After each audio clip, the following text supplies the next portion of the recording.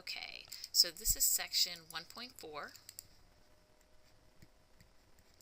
complex numbers.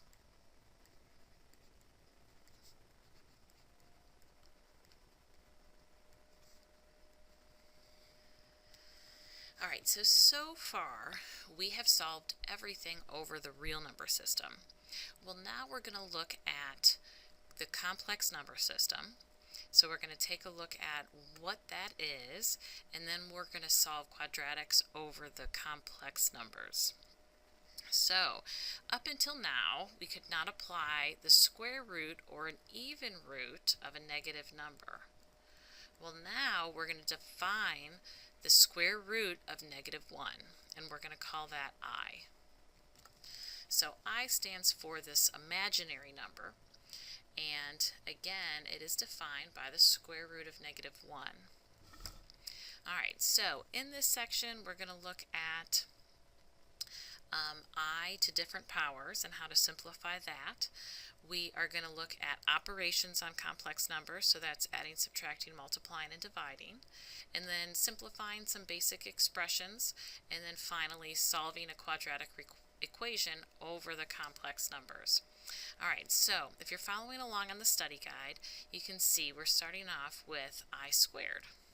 So if the square root of -1 is I, then I squared is equal to -1. So if I squared is equal to I, again we have I is equal to -1. So if we have I squared would be equal to I times I, which would be the square root of -1 times itself, or squared. That's how we get I squared equals -1. So if we know I squared equals -1, and that will be important, we'll use that again later, then I cubed is equal to, well, we could say I times I squared. So I know that I squared is equal to -1, so it would be I times -1, or -I. I to the fourth, we can say, is I squared times I squared, which would be -1 times -1, which is just +1. So if I have an expression involving I, it can always be simplified to either 1 -1 I or -I. So if I looked at I to the fifth, again, I can simplify it by looking at it in terms of I squared or I cubed. For example, I could say this is the same as I times I to the fourth. So we would have I times I to the fourth is I squared squared. So this would be I times a -1 squared. So a -1 squared is just 1, so this is just I times 1, or I. Okay, so let's move on to the definition. A complex number is a number of the form a plus bi, where a and b are real numbers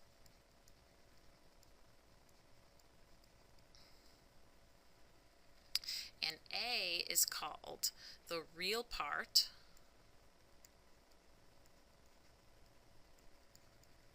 and bi is called the imaginary part.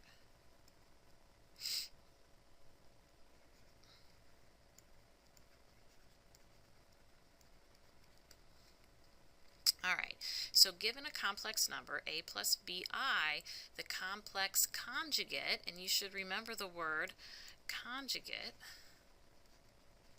Remember, we talked about conjugate when we were looking at simplifying radical expressions, and when we had a sum or difference involving a radical in the denominator. To simplify that, we would multiply the top and bottom by the conjugate of the bottom. So Remember, the conjugate of 2 plus the square root of x would be 2 minus square root x. And that's what we would multiply top and bottom by. Well, the same thing is true here. If I have a plus bi, then the conjugate is a minus bi. So if we had something like 3 minus I, and you were asked to identify the complex conjugate, it would be 3 plus I. So remember, you're just changing the middle operation from addition to subtraction, or from subtraction to addition. All right, so next we're going to talk about operations on complex numbers. So adding, subtracting, multiplying, and dividing. And really, this shouldn't be too much new. We've talked about this in other terms already this year. So if you look at, on the study guide, we have a plus bi plus c plus di. So when you're adding complex numbers, you're basically just going to collect like terms. When you're subtracting, like in number 2, you would just need to make sure you distribute the negative, and then you're just going to collect like terms.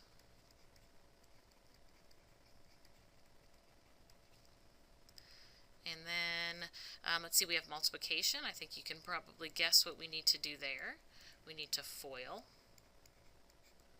And then with number 4, this is why we talked about the conjugate right before this. This is where you're going to have to multiply top and bottom by the conjugate.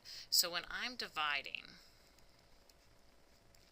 I'm going to have to multiply both the numerator, or the top, and the bottom, the denominator, by the conjugate of the denominator.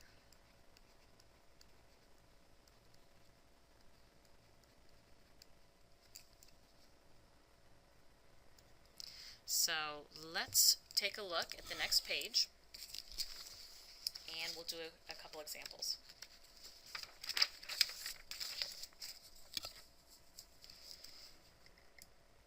All right. So the first example is addition. So if I have 2 plus 3i plus 5 minus 4i, then again, I don't have anything to distribute, so you can drop the parentheses and just collect like terms. 2 plus 5 is 7, 3i and negative 4i is negative 1i, or just negative I. That's all there is to it. If this had been subtraction, then you would have just had to distribute first. So we would say 2 plus 3i minus 5 plus 4i. And again, then we collect like terms. 2 and negative 5 is negative 3, and 3i and 4i is 7i. So again, that's all there is to adding and subtracting. The next one, we have to FOIL. So next example, we have 2 plus 3i times 5 minus 4i. So 2 times 5 is 10. Let's see, outside we would have 2 times negative 4i, so that would be minus 8i. Inside I would have plus 15i. And then last I would have 3 times negative 4, so that's a negative 12, and then I times I is I squared. Alright, so what you have to remember here when you're multiplying is that I squared is equal to negative 1. So you should always be able to write these in a plus bi form. So I'm going to rewrite this as 10. I'm going to collect like terms here. So negative 8 and 15 is positive 7i. And then this is minus 12, and in place of I squared, I put negative 1. So this is 10 plus 7i plus 12. So my final answer is 22 plus 7i. So you just want to remember when you're multiplying there to replace that I squared with a negative 1. Alright, and let's try a division. So we have 2 plus 3i divided by 1 minus I. So just like when we were looking at the square roots, I'm going to multiply top and bottom by 1 plus I, the conjugate. Now remember, everything is in parentheses, so everything needs FOILed here. Alright, so in the numerator, 2 times 1 is 2. Outside will give me plus 2i. Inside will give me plus 3i. And last will give me 3i times I, or plus 3i squared. Alright, let's go ahead and do the bottom. So we have 1 times 1 is 1, and now just like with the radicals, my outside and inside will make 0, because I would have plus 1i minus 1i, and then negative I times I is a negative I squared. Alright, so let's clean up the top. Let's see, we have 2 plus 3 is 5. And then that would be plus 3 times negative 1. So we'll move down here. So this will be 2, that'll be minus 3 plus 5i. So I'll have negative 1 plus 5i for my numerator. All over, just like I said, those two make 0.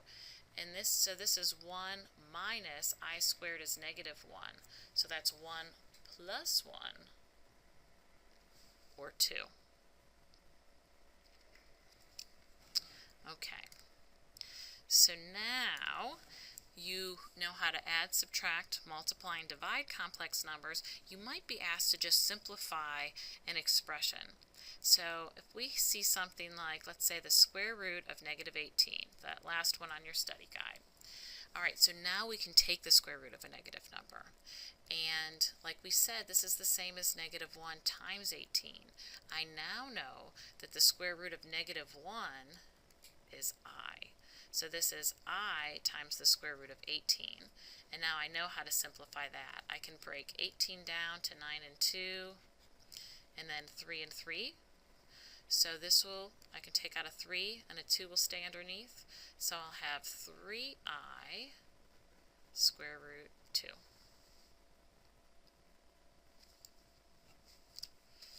Alright, so next page. At the top you see a little bit more complicated of an example to try. And I want you to go ahead and try that one. Go ahead and multiply, and then see if you can simplify the expression that results, knowing that the square root of negative 1 is I. So I'm going to leave that one for you to try.